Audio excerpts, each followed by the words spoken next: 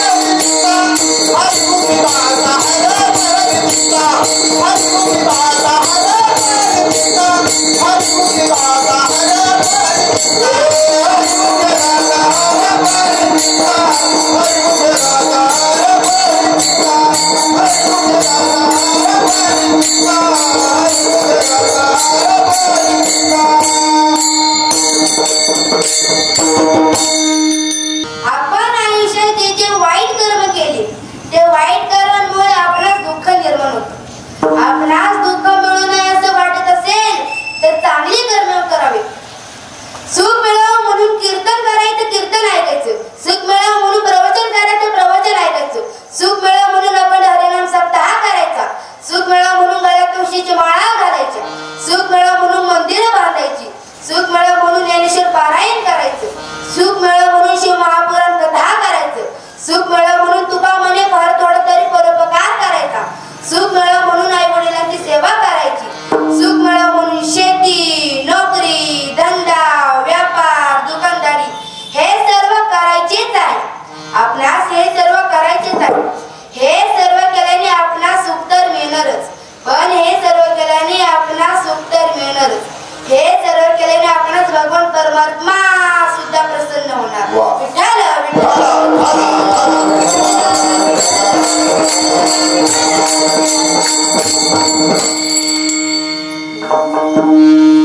हनुमंतांनी उड्डाण मारली.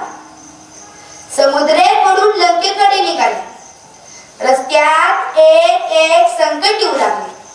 सिंहिका राक्षसी नाली, सुरसा राक्षसी नाली या दोघींवरही मात देऊन पुढे गेले. रस्त्यात एक राक्षसी आली. ती वरडली, ए वानरा, जोरून लंकेत चालला काय?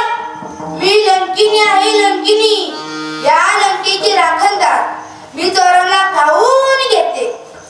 मारुतराय म्हणाले, तू जर चोरांना खाते, लंकेत जो चोर बसला त्याला खाना.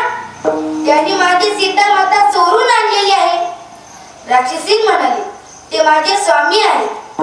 मारुतीरायांनी राक्षसीच्या डोक्यात बुक्का मारला. राक्षसी चक्कर येऊन खाली पडली.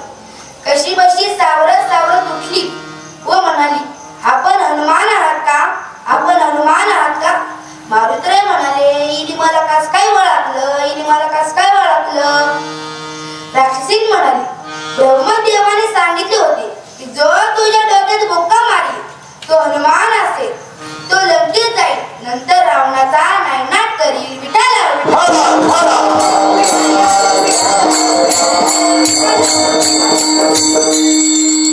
मारुतराय लंकेत गेले.